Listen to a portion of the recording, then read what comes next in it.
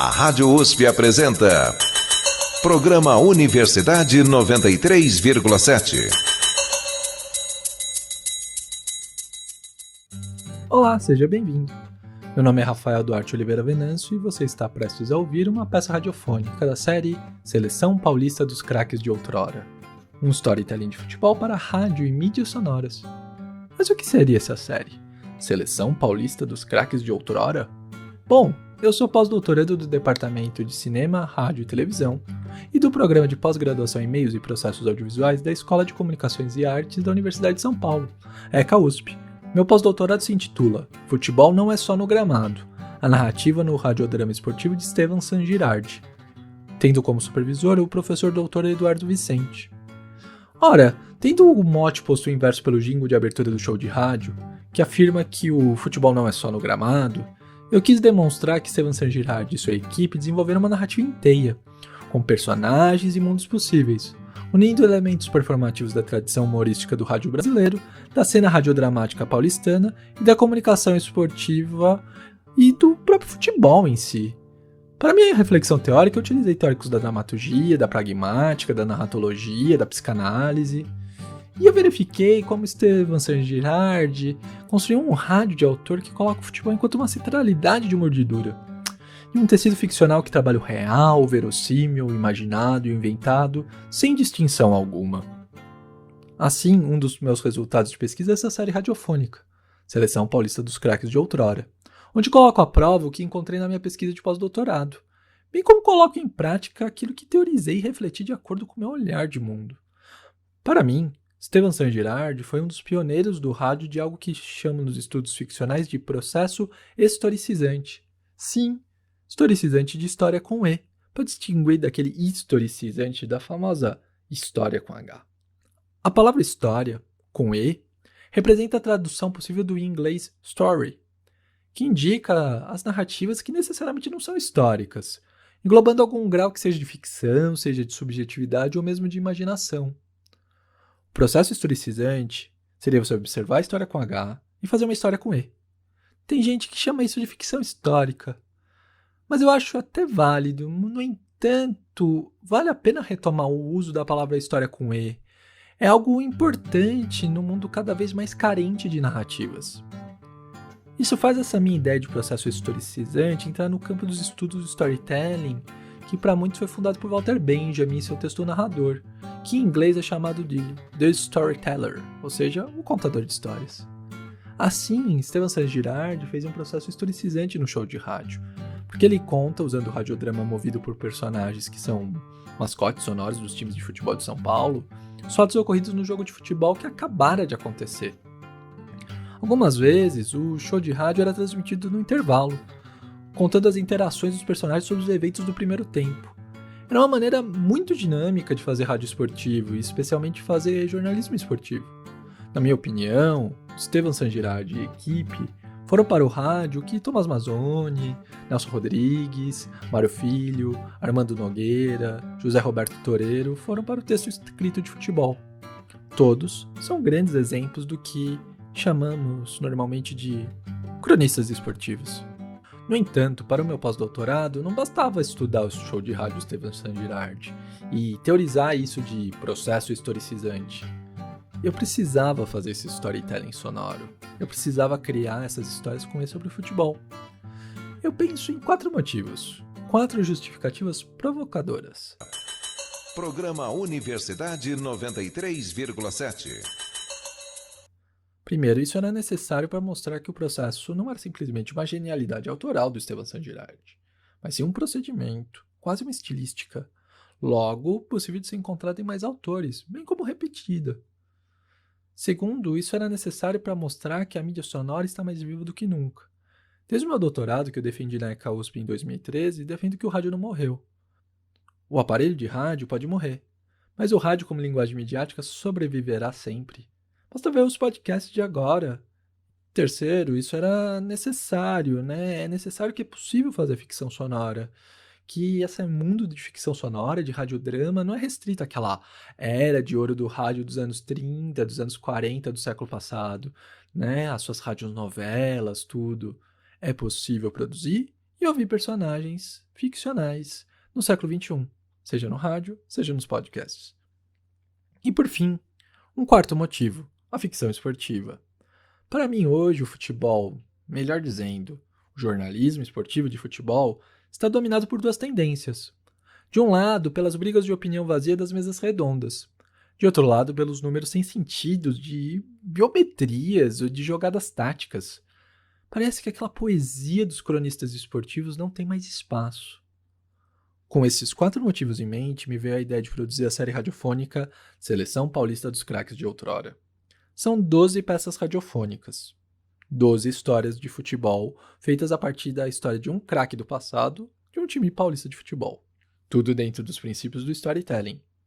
Vamos entender um pouco desse projeto e como essa ideia de processo historicizante o tornou possível? A série radiofônica Seleção Paulista dos Craques de Outrora são 12 peças radiofônicas de minha autoria. No entanto, qual o motivo desse número? 12 é o número de jogadores titulares do futebol mais o técnico. Assim, no conjunto da série, eu pude fazer uma seleção paulista funcional. Uma seleção paulista naquele molde antigo do Campeonato Brasileiro de Seleções Estaduais. Os mais velhos devem se lembrar. Claro que muitos nomes e times não couberam em 12 lugares narrativos. Mas tentamos ser justos na medida do possível. E, claro, aqui é uma valorização do passado, não estamos falando de jogadores do tempo presente.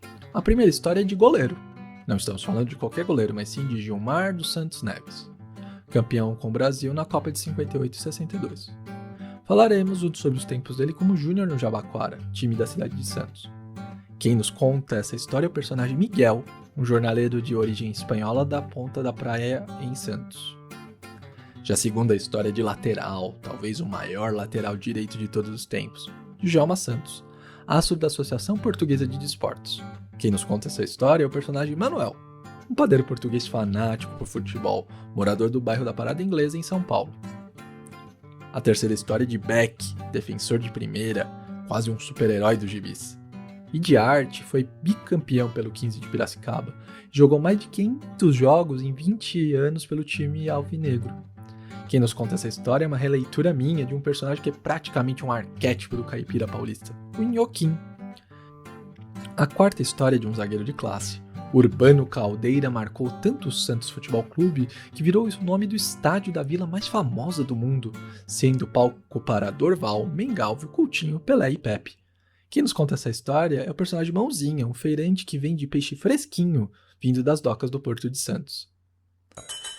Programa Universidade 93,7. Chegamos na quinta história da nossa série. Ela é de um século atrás, quando o volante ainda se chamava Center Half. E não vamos falar de qualquer camisa 5, não. Vamos falar de um que foi ídolo do Corinthians, capitão da seleção brasileira e que ainda desafiou o presidente da República em um jogo de futebol. Seu nome? Amilcar Barbuy. Quem nos conta essa história é o personagem Cigarrinho, um tributo a malandros paulistas famosos e todos corintianos do rádio brasileiro. A sexta história é de um pioneiro esquecido. Miguel do Carmo é considerado o primeiro jogador negro do futebol brasileiro, além de fundador da Associação Atlética Ponte Preta da cidade de Campinas. Quem nos conta essa história é o personagem Pedro, um mascate motorizado. Já a sétima história também nos fornece um lado diferente da introdução do futebol no Brasil e no estado de São Paulo. Vamos falar de Hans Noblin, um ponta que veio da Alemanha e não só fundou 2 times campeões paulistas, o Internacional de São Paulo e o Germânia, como criou o primeiro campeonato de futebol do Brasil. Quem nos conta essa história é o personagem Heinrich, um cantineiro alemão do bairro paulistano de Pinheiros. A nossa oitava história é de um craque máximo, Leônidas da Silva e sua vinda para o São Paulo Futebol Clube. Quem nos conta essa história é o personagem Advogado Canindé, baseado em um primeiro protótipo de mascote na imprensa esportiva para o tricolor do Morumbi, quando ele ainda jogava na chácara do Canindé, hoje campo da Portuguesa. Tal como não podia faltar, a nossa nona história é de um centroavante, o grande astro do futebol brasileiro. Falamos de Friedenreich, craque do Paulistano e do São Paulo, herói destemido tanto nos campos de futebol da América do Sul, como no campo da batalha da Revolução de 32. Quem nos conta essa história é o personagem Almeida, um poeta com alma bandeirante. A 10ª história é de um ponta de lança, hein? A posição normalmente dada para a camisa 10. Falamos de Pinga, jogador do Juventus da Moca, camisa 10 goleador, que vestiu a 10 da seleção brasileira antes daquele que seria seu dono definitivo, o Rei Pelé. Quem nos conta essa história é o personagem Zinho, um moleque bem travesso tal como o Clube Grená. Já a 11ª história era uma que não podia faltar. A história do atacante que é o pai do futebol brasileiro. Sim, ele mesmo, Charles Miller, craque do SPAC e do SPR. Times da comunidade inglesa que sobrevivem até hoje no Nacional Atlético Clube.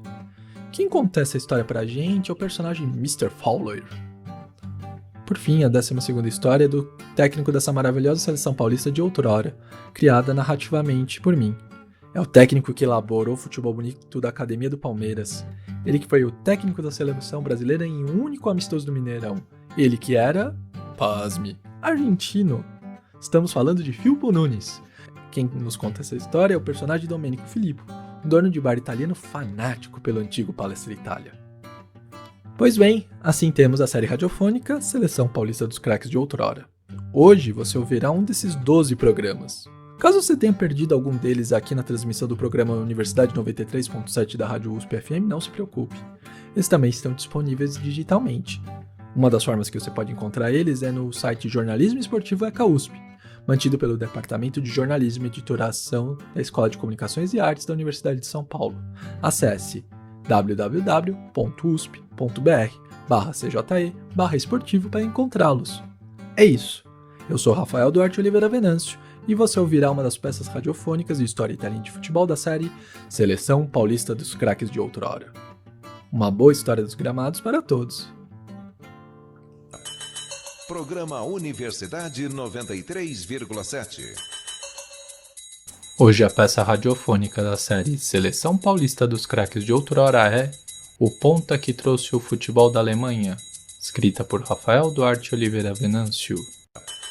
Programa Universidade 93,7.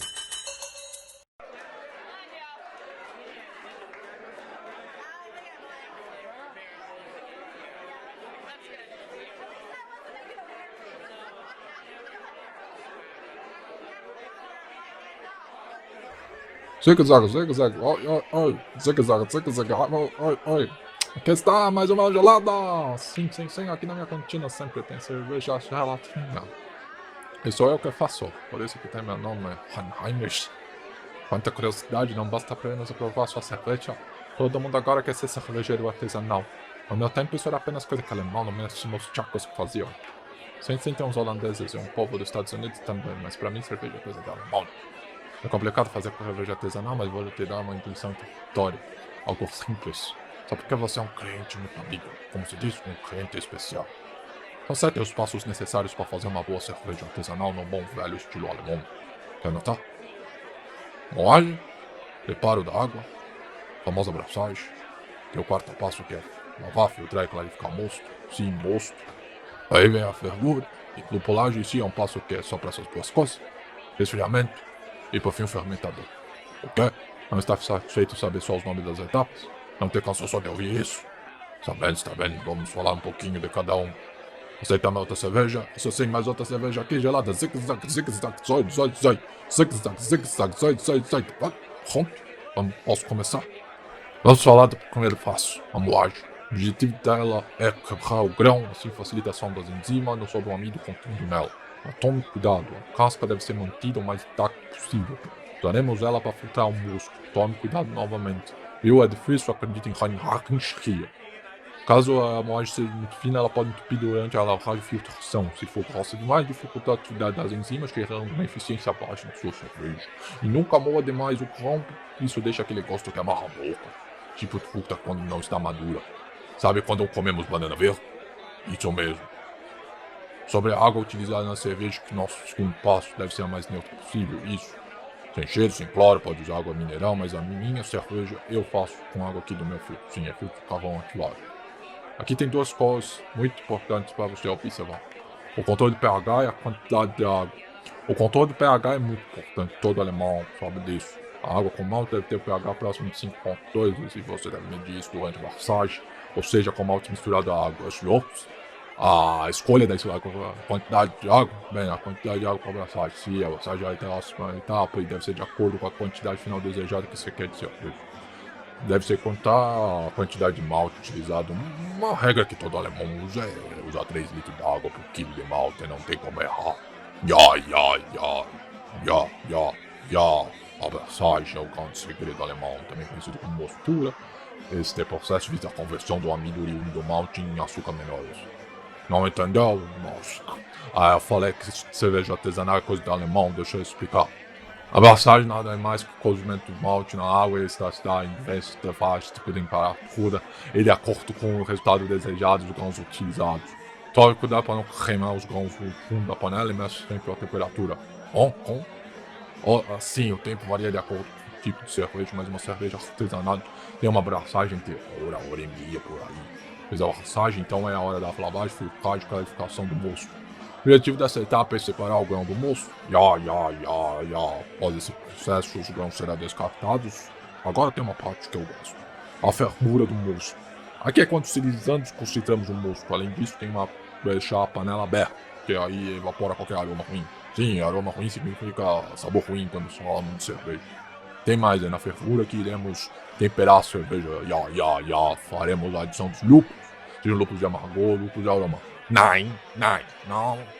Não vou falar mais sobre lúpulos. Lúpulos é um segredo que todo alemão guarda muito bem guardado. Não quero nem saber. Já falei demais de lúpulo para você, deixa eu continuar.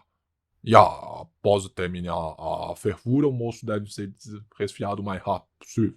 Aqui também tem a decantação que você faz com uma colher. Isso, faz um redemoinho no mosto. Além disso, é preciso usar um chiller. Mas tome cuidado, não pode ter contaminação. Este é o momento mais possível de acontecer, já que diminui a temperatura.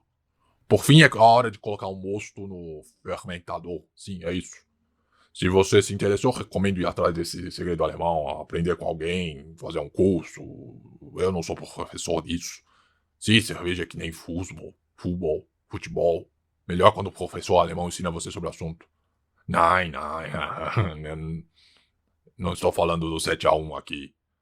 Você não conhece o começo do futebol aqui em São Paulo? Mas não supervalorize os ingleses e o Charles Miller. Tem um alemão muito importante na história do futebol paulistano. Não sabia? Seu nome é Hans Noblin. Programa Universidade 93,7. Hans Noblin nasceu em 1877 em Hamburgo, na Alemanha, quando o jovem jogava no Germania em 1887 da sua cidade natal. No entanto, aos 20 anos, em 1897, ele veio para o Brasil para trabalhar como professor de Deutsch, professor de alemão. Só que ele sentiu saudade de futebol. Assim, vendo que os ingleses já jogavam de maneira desorganizada, sem campeonatos, na chácara Dudley, só um monte de amistosos sem valer nada, ele resolveu organizar o primeiro campeonato de futebol no Brasil. Primeiro chamou o time do Charles Miller, o São Paulo Athletic, mas eles se recusaram. Futebol era algo de gentleman, não era competição para eles. Depois, sabendo que os alunos do Colégio Mackenzie também jogavam futebol, sob o comando do professor Augusto Shaw, ele chamou eles para o torneio. Eles aceitaram, afinal era uma cortesia entre professores, professor Hans Noble e professor Augusto Shaw. Assim, em 5 de março de 1899, aconteceu a primeira taça brasileira, que curiosamente não foi para ninguém. Mackenzie enfrentou um time que ficou conhecido como Hans Noble Team, já que não decidiram que nome da equipe do alemão. Jogaram, mas essa partida não saiu do 0-0. Hans Noble, como cortesia, deixou o troféu para o Mackenzie, por ser uma equipe mais velha. Com isso, eles desafiaram o São Paulo Athletic do Charles Miller. O time de Charles Miller acabou aceitando, já que era time de ingleses, os ingleses se acertam, e acabou acertando o confronto. Com 3-0, os ingleses do SPAC se tornaram os primeiros campeões de um torneio de futebol no Brasil. Tudo isso graças a um alemão, a Hans Noble. Em agosto de 1899, resolveram colocar um nome de verdade para o Hans Noble Team. Hans queria que o time se chamasse Germania e vestisse azul celeste e preto, tal como Germania 1887 de Hamburgo. No entanto, no Hans Noble Team, os alemães eram minoria. Apesar de todos serem amigos ou conhecidos ou alunos de Hans, eles eram de diversas nacionalidades. Com isso, o nome escolhido foi Sport, clube internacional para desgosto de Hans Noble. No entanto, tal como Heinrich Rier, Hans Noble não se deu por vencido, encontrou mais alemães em São Paulo. Assim, um mês depois, junto com os irmãos Van Schaff, Bernhard, Karl Outler e Peter Leininger, fundava o Sport Clube Germania. As 4 equipes pioneiras, ou seja, o São Paulo Atlético de Charles Miller, o Colégio Mackenzie de Augusto Shaw e as 2 equipes de Hans Noblin, o Internacional e o Germânia, foram fundadores do Campeonato Paulista de Futebol, o torneio de clubes antigo ainda em atividade no Brasil. Isso foi em 1902 e além das 4 equipes, o Clube Atlético Paulistano, representando a elite cafeeira, também disputou o Campeonato Paulista. As 5 equipes jogariam em turno e retorno entre si.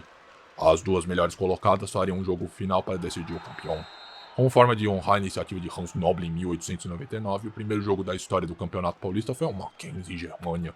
Só que dessa vez não foi 0-0. Mackenzie venceu por 2-1.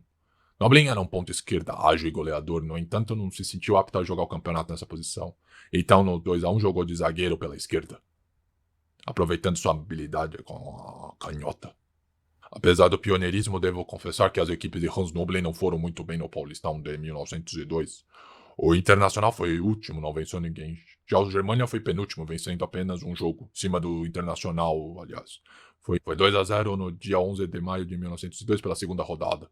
No jogo de retorno, eles ficaram no empate em 1-1 em 10 de agosto do mesmo ano. Programa Universidade 93,7.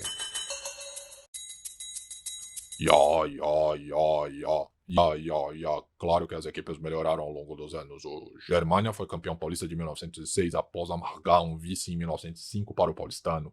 O torneio foi confuso, com o time de Charles Miller abandonando o campeonato e uma outra equipe, a Associação Atlético da Palmeiras, sendo eliminado por vender ingressos para as pessoas assistirem aos jogos. No entanto, nada disso diminui os méritos do Germânia de 1916, campeão com 6 vitórias e 2 derrotas apenas. Em 1907 seria a vez do Internacional levantar a taça de campeão paulista com 7 vitórias, 2 empates e 1 derrota apenas. Curiosamente, a única derrota foi por WO. É que o campeonato não tinha final e o título já estava garantido matematicamente. A equipe do Nacional nem quis jogar a rodada final contra o São Paulo Atlético do Charles Miller. Foi uma vingança para aquela esnobada que o Charles Miller deu a Hans Noble em 1899. Tanto o Germânia como o Internacional seriam campeões paulistas mais uma vez. O Germânia em 1915 e o Internacional em 1928. O Germânia existe até hoje em uma rua que homenageia Hans Noble, mas não se chama Germânia mais. Em que em 1939 começou a Segunda Guerra Mundial. 3 anos depois, em 1942, o Brasil vivia sob o Estado Novo de Getúlio Vargas. Você conhece essa história, né? Vargas tomou a decisão de entrar na guerra ao lado dos aliados contra o eixo feito pela Alemanha nazista, a Itália fascista e o Império do Japão. Com isso, alemães, italianos, japoneses se tornaram inimigos dos brasileiros da noite para o dia. Mesmo os que viviam aqui por anos e décadas, todos foram considerados inimigos e todas as associações com nomes que remetiam a esses países tiveram que mudar de nome. Assim, em São Paulo, Palestra Itália virou Palmeiras, em Belo Horizonte, Palestra Itália de lá virou Cruzeiro, e o Germânia virou Pinheiros, nome do bairro onde Hans Noble fundou o clube. Lá está até hoje, apesar de não mais disputar no futebol desde 1932, 10 anos antes de mudar de nome. É que o futebol virou profissional em São Paulo e o Germânia, tal como o paulistano, não quis entrar nessa de profissionalismo. E assim o time que revelou Hermann Riese e o primeiro craque brasileiro, Arthur Friedenreich, fechou as portas para o futebol. Mas continuou vivo em outros esportes, tal como natação, remo, vôlei, e até hoje é um campeão no basquetebol. Já o Internacional não teve longa vida, com o profissionalismo chegando e cheio de dívidas. Em 1933 se fundou a Antártica Futebol Clube, dando origem ao Clube Atlético Paulista. Depois, em 1937, participou de nova fusão, desta vez com Estudantes, que resultou com o Estudantes Paulista, que em 1938 foi incorporado pelo São Paulo Futebol Clube, que surgiu em 1930 com a união dos futebolistas que queriam ser profissionais do paulistano e da Associação Atlética das Palmeiras. Há mais uma história curiosa sobre o Internacional. Em 1901, o jornalista Henrique Pope e seus 2 irmãos Luiz e José Eduardo se mudaram de São Paulo para Porto Alegre. Eles jogaram no Internacional do Hans Noble e procuraram um time para continuar seu amor pelo futebol no Rio Grande do Sul. Após muitas recusas, inclusive do Grêmio, que tinha as mesmas cores do Germânia, por ter sido fundado por alemães de Hamburgo, tal como Hans Noble, os irmãos Pope resolveram fundar sua própria equipe em 1909. Nome escolhido? Internacional, tanto como homenagem ao Internacional paulistano, bem como uma alfinetada aos clubes porto-alegres que só aceitavam alemães. Assim, o Internacional de Porto Alegre é uma potência do futebol brasileiro até os dias atuais, sendo tricampeão brasileiro em 1975, 76 e 79, campeão da Copa do Brasil em 1992, bicampeão da Libertadores em 2006 e 2010, bem como campeão mundial em 2006 com o gol do Gabiru. Além disso, possui 45 títulos de campeão gaúcho. Essa é mais uma parte do legado de Hans Noblin. Viu só? Um alemão que trouxe cerveja e futebol para o Brasil. Não sei como não contam mais de Hans Noblin por aí, é tudo Charles Miller, nein. E a paciência. E você, mano? Vai mais uma cerveja? Zigue-zague, oi.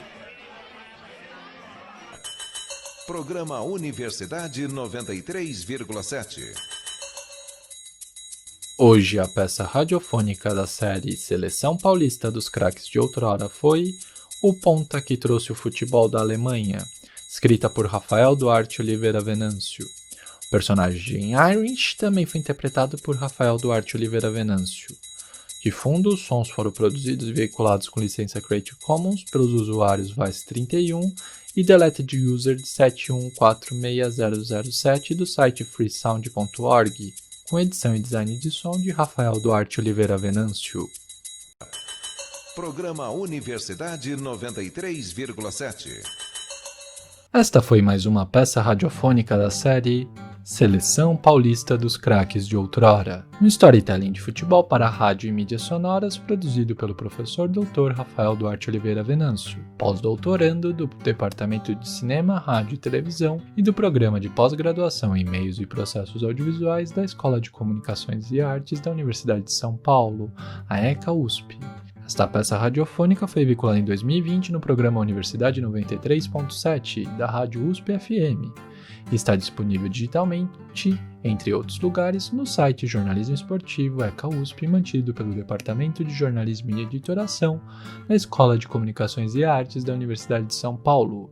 Acesse www.usp.br/cje/esportivo.